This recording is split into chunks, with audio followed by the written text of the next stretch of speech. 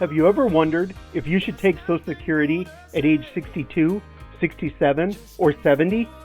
You've probably heard people make a strong case for all three. The truth is, there isn't one right answer. Welcome to Unretired in Japan, where we're documenting what life after early retirement really looks like. Let's go.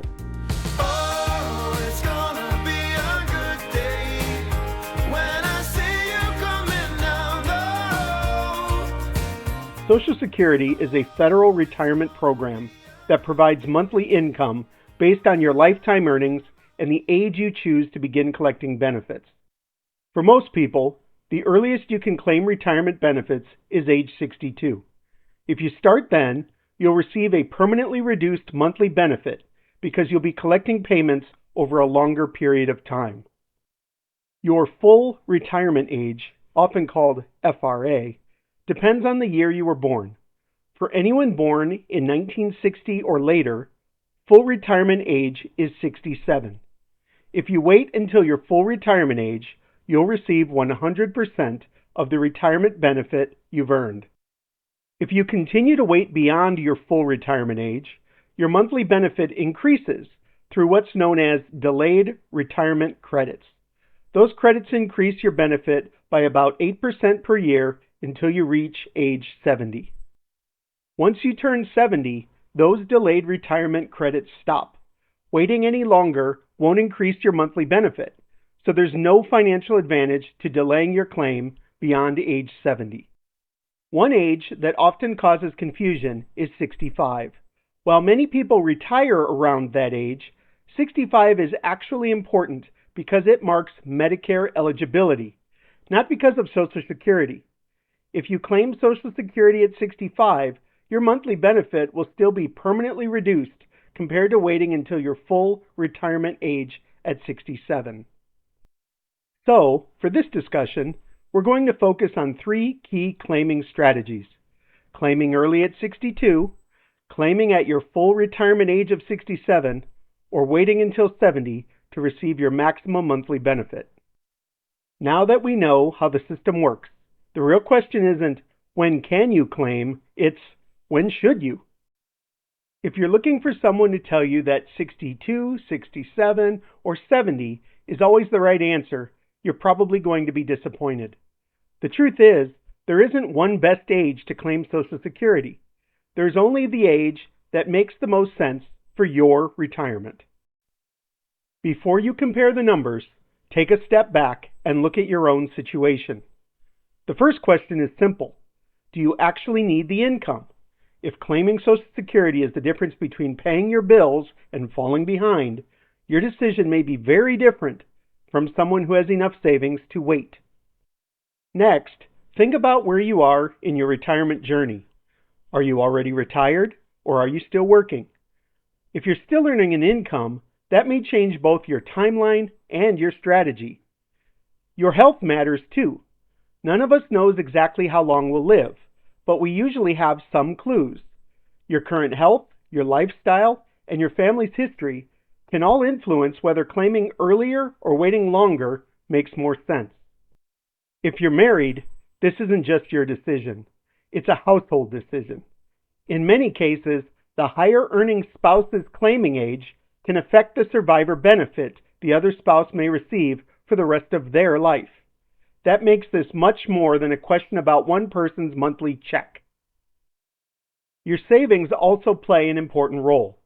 If you've built a retirement portfolio that can comfortably support you for several years, you have options that someone living paycheck to paycheck simply doesn't have. Having a financial bridge gives you flexibility, and flexibility can be incredibly valuable. Where you plan to live can matter as well. Someone retiring in an expensive city may need every dollar of guaranteed income they can get. Someone retiring in a lower cost area or even another country may have the freedom to make a different choice because their monthly expenses are lower. And finally, think about the retirement you're trying to build. Is your goal to maximize every dollar you receive over your lifetime? Is it to retire as early as possible? Is it to create the largest guaranteed income later in life? Or is it simply to have enough to enjoy the years ahead without constantly worrying about money? Now that we've looked at the factors that make every retirement different, let's compare the three most common claiming strategies, starting with taking Social Security at age 62. For most people, you can begin collecting Social Security retirement benefits at age 62. The trade-off is that you'll receive a permanently reduced monthly benefit compared to waiting until your full retirement age. For someone whose full retirement age is 67, claiming at 62 typically reduces their monthly benefit by about 30%. That reduction lasts for the rest of your life. Every future cost of living adjustment is also applied to that smaller benefit. At first glance, that may sound like an easy reason to wait, but the decision isn't that simple. If you claim at 62, you'll receive 8 more years of monthly payments than someone who waits until age 70. Those extra years can add up to a significant amount of money, especially if you need the income or don't expect to live well into your 80s or beyond. This is where people often talk about the break-even point. The break-even age is the point where the total amount you've received by claiming early is eventually caught by the larger monthly payments from waiting. While the exact age depends on your situation, it's often somewhere around your early 80s. If you live well beyond that point, waiting usually results in receiving more total lifetime benefits. If you don't, claiming earlier may provide more total income over your lifetime. For anyone born in 1960 or later, full retirement age is 67. This is the age where you're entitled to receive 100% of the Social Security retirement benefit you've earned based on your lifetime work history. Unlike claiming at 62, there's no permanent reduction in your monthly benefit. You've waited long enough to receive your full calculated benefit.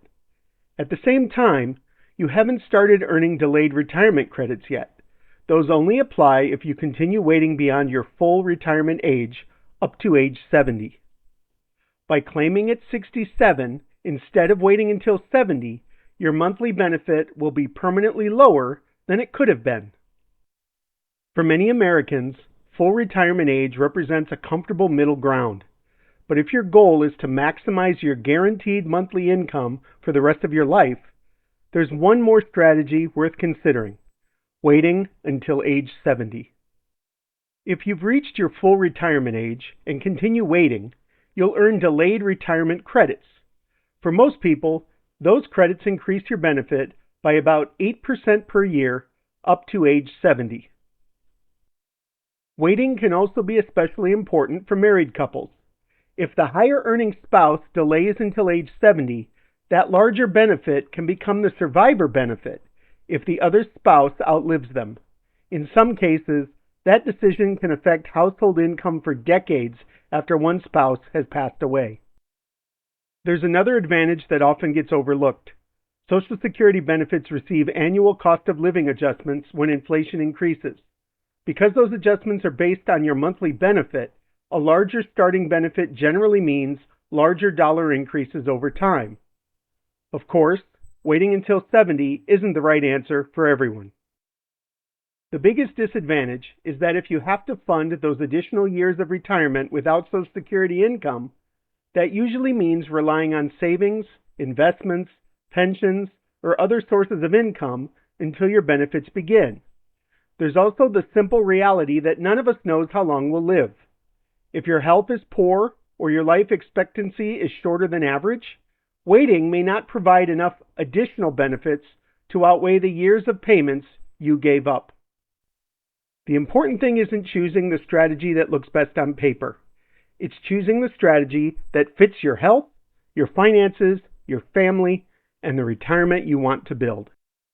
If you found this video helpful, we'd really appreciate it if you'd give it a thumbs up and subscribe to follow our journey. Here on Unretired in Japan, we're documenting what life after early retirement really looks like, sharing the decisions, the challenges, and the adventures along the way. Until next time, we'll be unretired in Japan.